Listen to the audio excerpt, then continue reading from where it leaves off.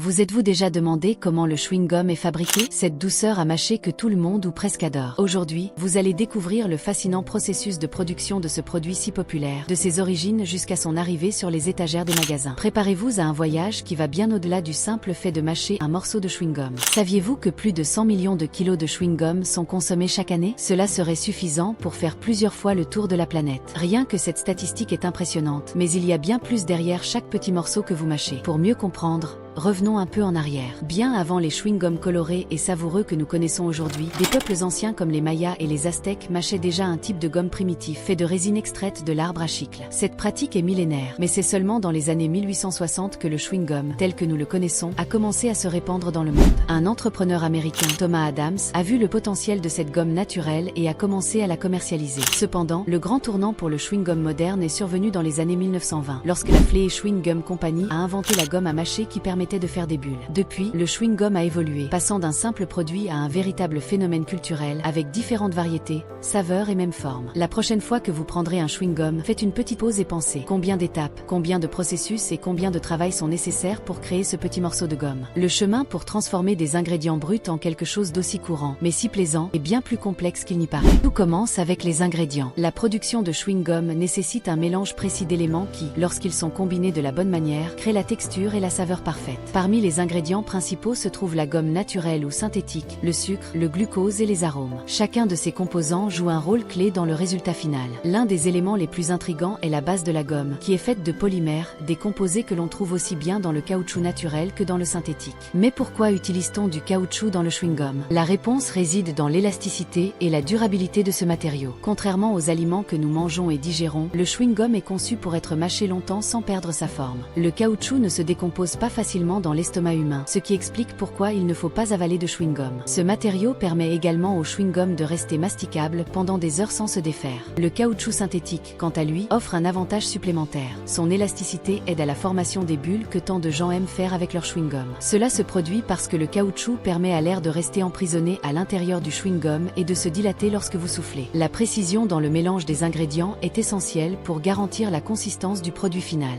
De petites variations dans les quantités peuvent affecter directement la saveur, la texture, voire la capacité du chewing-gum à faire des bulles. Imaginez, par exemple, que vous vous retrouviez à mâcher une gomme dure et désagréable plutôt qu'une gomme douce. Cela pourrait se produire si le mélange n'est pas bien réalisé. En outre, des ingrédients comme le sucre et le glucose donnent cette saveur sucrée et immédiate que l'on ressent en mettant un chewing-gum en bouche. Mais la science derrière ces ingrédients est encore plus profonde. Par exemple, le type de sucre utilisé doit être soigneusement sélectionné pour ne pas altérer la texture du produit final. Le glucose, quant à lui, aide à maintenir la consistance et la douceur du chewing-gum, prolongeant ainsi la sensation de fraîcheur en bouche. Une fois les ingrédients soigneusement sélectionnés et mesurés, il est temps de passer à l'étape suivante, faire fondre et mélanger. C'est là que la magie commence vraiment. Dans d'énormes machines industrielles, les ingrédients sont placés dans des fours qui fonctionnent à des températures très élevées. C'est à ce moment-là que la gomme, qu'elle soit naturelle ou synthétique, fond, tandis que le sucre et le glucose se mélangent pour former une pâte homogène. Ce processus peut durer entre 1 et 2 heures, selon le type de chewing-gum en production. Pendant ce temps, les ingrédients ne font pas que fondre, ils sont également constamment remués. C'est une étape délicate qui doit être réalisée avec précision pour que la pâte atteigne la bonne élasticité et saveur. Imaginez la complexité de cette phase.